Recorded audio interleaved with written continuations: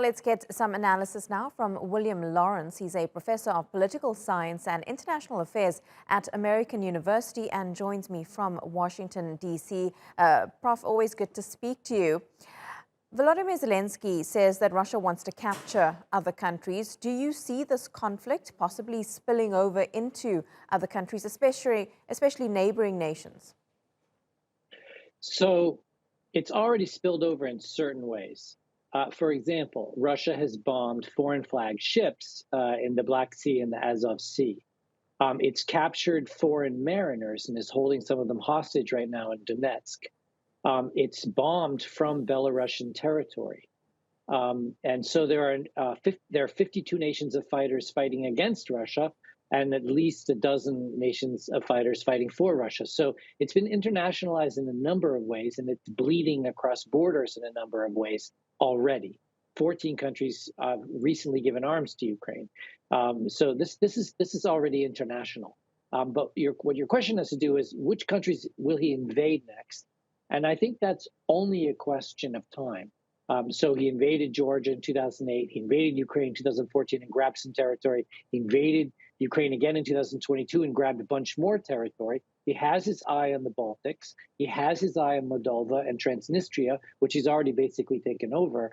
And so it's only a matter of time now whether Zelenskyy is thinking about something that might happen in 6 months that's more likely to happen in 6 years.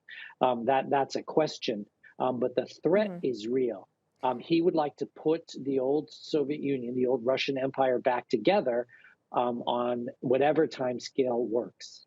And he has also been using the reasoning and his reasoning, of course, is that he wants to liberate Russian speakers in some of those areas like Transnistria. But come Tuesday, the head of the UN, Antonio Guterres, is going to be in Moscow, holding talks with Vladimir Putin. Realistically, is his visit really going to make a difference? Why is it significant? Well, anything can make a difference. Even if one civilian gets out through a humanitarian corridor because Guterres was there, one more person lived.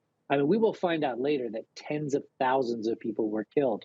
And it's hard with those types of numbers to sort of think about anything mattering or not mattering, given the scale of the atrocities. But on another level, if you get one group of people out of a basement or a vegetable, mushroom cellar out of a building and squirreled away to Poland, that's a victory.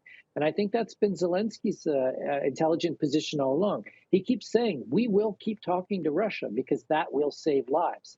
The question is, or the main sort of dynamic here is, Putin will talk more the more he's defeated on the battlefield, and he'll talk less and concede less the less he is defeated on the battlefield. And that's why there are so many international forces opposing him militarily, because that will lead to better humanitarian and diplomatic outcomes. And there has been this major push, of course, for more military aid for Ukraine. The Pentagon is hosting talks in Germany next week, and that's also on Tuesday, the same day Guterres will be in Moscow. NATO and non-NATO members are expected to attend that meeting in Germany. Is this also another strategic push to provide Ukraine with more support in a general sense as well as on the ground? Absolutely. So to take any type of weapon, take the howitzers they just gave. They gave enough for one battalion in Ukraine, and there are 76 Russian battalions on the other side. They've given enough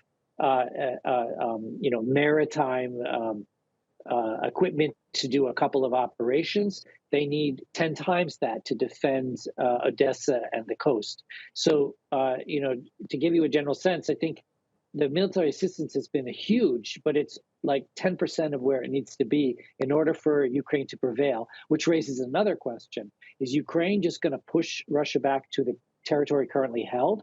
Is it going to push back to the February 2022 border, which is pushing Russia back about halfway?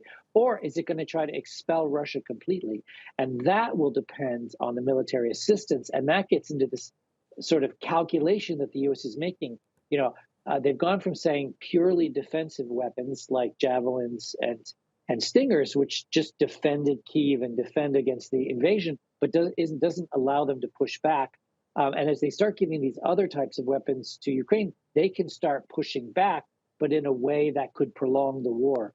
And so the question is, how offensive are they going to help Ukraine get? And do they want to, for example, help Ukraine liberate all the way back to the 2008 borders? Lots of questions there that still need to be answered. William Lawrence, appreciate your analysis. Thank you so much.